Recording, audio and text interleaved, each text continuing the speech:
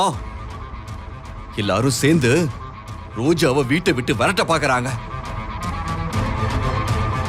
ரோஜா வீட்டை விட்டு போயிட்டா நீங்க சாப்பிடுவீங்க, உங்க உடம்பு குணமாயிடுமான்னு சொல்லுங்க. இந்த நிமிஷம் நானே ரோஜாவை வீட்டை விட்டு அனுப்புறேன். ஆனா ஒண்ணுமா, ரோஜாவோட சேர்ந்து நானும் இந்த வீட்டை விட்டு போயிடுவேன். இவ என்ன நம்பி வந்தவம்மா, நம்பி வந்த பொண்ண கடைசி வரைக்கும் வச்சு காப்பாத்துறவன் தான் உண்மையான ஆம்பளமா. உங்களுக்கு இத்தனை பேர் இருக்காங்க, ஆனா ரோஜாவுக்கு நான் ஒருத்தன் தான் இருக்கேன். முடிவு உங்க கையில இருக்குமா? நீங்க சொல்லுங்க, அதுக்கு ஏத்த மாதிரி நான் நடந்துக்கிறேன்.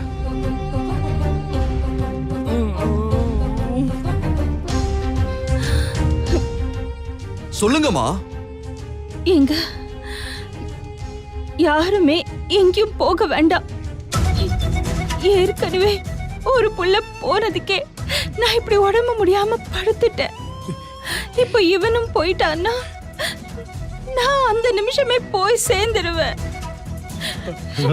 ரெண்டு பேரையும் இப்படி தொலைச்சிட்டு என்னால உயிரோட இருக்கவே முடியாதுங்க.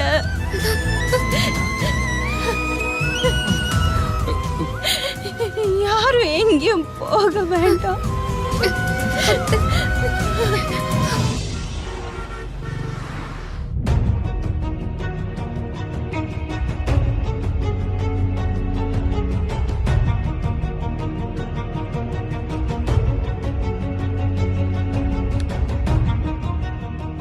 அஸ்வின், சொல்றேன்னு தப்பா நினைக்காத. அர்ஜுன் சார் வந்து கூப்பிட்டோம், நீ வீட்டுக்கு போக மாட்டேன்னு சொன்னது எனக்கு என்னவோ சரியா தோணல. அம்மாவுக்கு உடம்பு சரியில்லை அப்படின்னு சொல்றாரு, அப்போ நீ அடம் பிடிக்கிற பத்தியா? அர்ஜுன் சார் என்னை வெளியே கூட்டிட்டு போய் எவ்வளவு ஃபீல் பண்ணார் தெரியுமா? உன்னை நல்லா புரிஞ்சுக்க அஸ்வின், ரோஜா மேடமும் அர்ஜுன் சாரோ தப்பானவங்க கிடையாது. எங்கேயோ ஏதோ தப்பு நடந்திருக்கு, அதை கூடி சீக்கிரம் அர்ஜுன் சார் கண்டுபிடிப்பாரு. இப்போ என்ன சொல்ல வரீங்க? அஸ்வின், அர்ஜுன் சார் சொல்றதெல்லாம் கேட்க வேணாம். அட்லீஸ்ட் அம்மாவுக்காகவாது வீட்டுக்கு போய் அவங்க கூட கொஞ்ச நேரம் இருந்துட்டு வரலாமே. இவனை ஏன்டா இங்க வச்சிருக்கோன்னு நினைக்கிறீங்க போல இருக்கு. இத்தனை வருஷமா இருந்த வீட்டையே தூக்கி போட்டு வந்தேன். ஒரு நாள் நைட்டு தான் இங்கே தங்கியிருக்கேன். இங்க இருந்து போக எனக்கு ஒன்றும் கஷ்டம் இல்லை. நான் வரேன். அஸ்வின், நான் சொன்னதை நீ தப்பா புரிஞ்சுக்கிட்ட. ஓகே, பிரச்சனை முடிகிற வரை நீ இங்கே இரு. பரவாயில்ல, நான் வெளியில போய் தங்கி. அஸ்வின், சொன்னா கேளு. நீ இங்க இருந்து வெளியே போறதா இருந்தா நேரா உன் வீட்டுக்கு தான் போகணும், இல்லைன்னா நான் அலோவ் பண்ண மாட்டேன். சரி, வீட்டில் ஒய்ஃப் ஊர்ல இல்ல, நான் ஹோட்டல்ல போய் ஏதாவது வாங்கிட்டு வரேன். நான் வரேன்.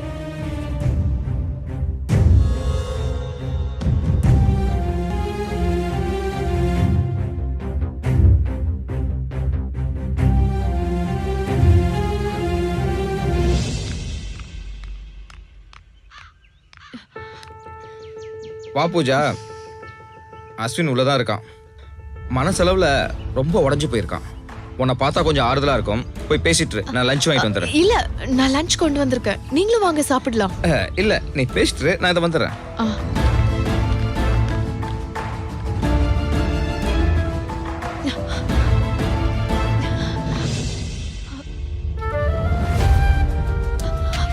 அஸ்வின்,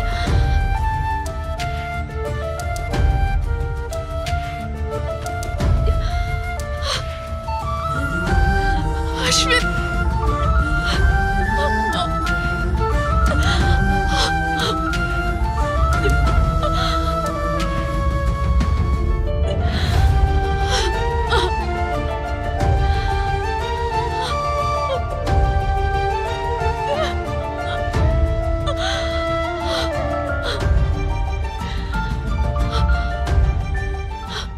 அஸ்வின், நீ ஏன் இங்க வந்து இருக்க? உன் வீட்லயே இருக்க வேண்டியது தானே? எனக்கு அங்க இருக்க பிடிக்கல பூஜா. யாரெல்லாம் பெருசா நம்பிட்டு இருந்தேனோ அவங்க எல்லாருமே என்னை சீட் பண்ணிட்டாங்க. எதிரிங்க ஏமாத்தினா தாங்கிக்கலாம், ஆனா நம்பினவங்க ஏமாத்தினா தாங்க முடியாது. நீ தான் பக்கத்துல இருந்து பார்த்த இல்ல உங்க அப்பா கிட்ட நான் எப்படி அசிங்கப்பட்டேன்னு. ஞானவேல்னு எவனோ ஒருத்தன் என்ன கேவலமா பேசினான், ஆனா அது எனக்கு பெருசா தெரியல. அவன் யாரோ நாம யாரோ. வாழ்க்கையில் அதுக்கப்புறம் நாம அவனை பார்க்க போறதில்ல. ஆனா உங்க அப்பா அம்மா முன்னாடி அசிங்கப்பட்டு நின்னேன் பாரு, அது என் தலைவிதி. நான் தாங்கிக்கிட்டேன். நீ என்ன பாவம் பண்ண பூஜா? நான் அவமானப்படுறத பார்த்து நீ அழுதுகிட்டே இருந்தியே, அது இன்னும் என் கண்ணுக்குள்ளே நிக்குது. போகட்டும் அஸ்வின். எத்தனை தடவை நீ என்ன சிரிக்க வச்சிருக்க, எப்படியெல்லாம் நீ என்ன சந்தோஷப்படுத்தி இருக்க. உனக்கு ஒரு கஷ்டம்னா நான் தானே அழணும். நீ சந்தோஷத்தை அனுபவிக்கும் போது மட்டும் உன் கூடவே இருந்துட்டு உனக்கு கஷ்டம் வரும்போது உன்னை விட்டு ஒதுங்கி போக முடியுமா? ஆனா இன்னைக்கு நிறைய உறவுகள் அப்படிதான் இருக்கு பூஜா. எனக்கு ஆறுதலா நீ ஒருத்தியாவது இருந்தியே, அதுவும் இந்த நேரத்துல நீ மட்டும் இல்லைன்னு வச்சுக்கேன், என் முடிவு என்ன ஆயிருக்குன்னே தெரியல. அஸ்வின், நீ அப்படிலாம் பேசக்கூடாது. வாழ்க்கைய முழுசா வாழ்ந்து பார்க்கணும். இந்த கஷ்டம் எல்லாம் வரும் போகும். இப்ப என்ன பெருசா நடந்துருச்சுன்னு நீ இப்படி எல்லாம் பேசுற? என் அப்பா உனக்குன்னு என்ன இருக்குன்னு கேட்டதே தப்பு. அதெல்லாம் நீ பெருசா எடுத்துக்காத. உன் கூட வாழ போறது நான் தான். நானும் நீயும் சேர்ந்து வாழ போறோம். ஒன்னு தெரிஞ்சுக்கோ அஸ்வின், எனக்கு நீ இருந்தா போதும். நான் வேலைக்கு போய் சம்பாதிச்சு உன்னை ராஜா மாதிரி வச்சு பாத்துக்குவேன். நீ என் கூட இருந்தா போதும் அஸ்வின்.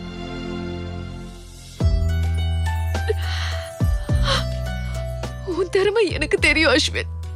உன்னால எதுவும் முடியும். ஒரு விஷயத்தை தெரிஞ்சுக்கோ, எந்த பொண்ணும் எந்த காரணமும் இல்லாம ஒருத்தனை விரும்ப மாட்டா. ஒன்னு அவன் நல்லவனா இருக்கணும், இல்ல பெரிய திறமைசாலியா இருக்கணும். எவன் மேல நம்பிக்கை இருக்கோ அவனதான் எந்த பொண்ணும் விரும்புவா.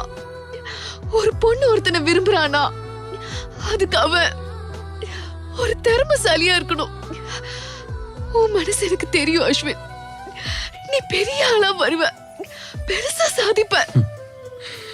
இல்ல பூஜா, நீ சொல்றதெல்லாம் கேட்கறதுக்கு நல்லா தான் இருக்கு. இதெல்லாம் நீ என் மேல வச்சிருக்க நம்பிக்கை. ரொம்ப நம்பிக்கையோ பாசமோ வைக்காத பூஜா. அது பொய்ன்னு தெரியும் போது மனசு படுற வேதனை இருக்கே, அதை வார்த்தையால சொல்ல முடியாது. என் மனசை தொட்டுப்பாரு, எவ்வளவு புண்ணா இருக்குன்னு தெரியும். ஆனா உங்க அப்பா சொன்னது உண்மைதான் பூஜா. நான் ஒரு உதவாக்கறேன், எதுக்குமே லாய்க்கு இல்லாதவன். அர்ஜுன் தனக்குன்னு ஒரு தொழிலை தேடிக்கிட்டாரு, அவருக்குன்னு ஒரு தனித்துவத்தை கொண்டு வந்தாரு. எனக்குன்னு என்ன இருக்கு சொல்லு? எங்க அப்பாவோட கம்பெனிக்காக உழைச்சேன். படிச்சு முடிச்ச மறுநாளே அப்பா கம்பெனியில போய் வேலைக்கு சேர்ந்தேன். அதனால எனக்கு என்ன லாபம்? உங்க அப்பா சொன்ன மாதிரி நாளைக்கு நான் உன்னை கல்யாணம் பண்ணேன்னு வச்சுக்கேன், எங்க வீட்டுல என்னை கழட்டி விட்டுருவாங்க. இத்தனை வருஷமா நான் உழைச்சதெல்லாம் வீணா போயிடும்ல. யாரா இருந்தாலும் அவங்களுக்குன்னு ஒரு தனித்துவம் இருக்கணும். அப்படி நான் பண்ணாதான் நான் பண்ண பெரிய தப்பு. இப்ப நான் எங்க வந்து உட்கார்ந்திருக்கேன் பாத்தியா? எதையுமே காப்பாத்திக்கிற சக்தி எனக்கு இல்லை. உன்னை கூட நான் தொலைச்சாலும் தொலைச்சிருவேன் பூஜா. பேசாம நீயும் என்னை மறந்துட்டு உனக்குன்னு ஒரு நல்ல வாழ்க்கையை தேடிக்கோ.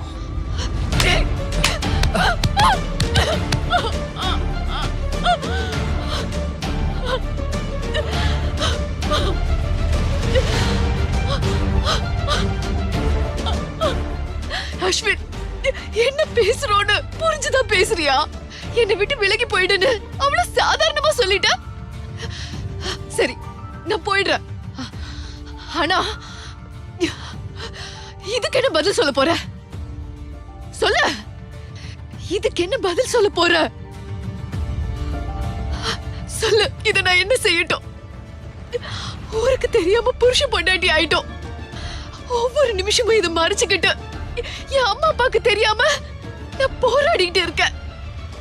அஸ்வின், இது என் கழுத்துல இருக்கும் போதெல்லாம் நீ என் பக்கத்துல இருக்கிற மாதிரி ஒரு ஃபீல் இருக்கு. அதனாலதான் இது எனக்கு பாரமா தெரியல.